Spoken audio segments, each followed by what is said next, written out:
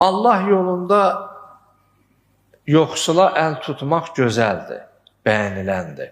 Amma sən birdən o əməli edə qarşı tərəfə sərki vermiş olsan, onu aşağılamış olsan, minnət vurmuş olsan və yaxud göstərici üçün olsa, misal olaraq desinlər bu səxavətli adamdır. Allah üçün yox, ha? Şan, şöhrət, ətraf, cəmiyyət sənə o cür baxsın deyə.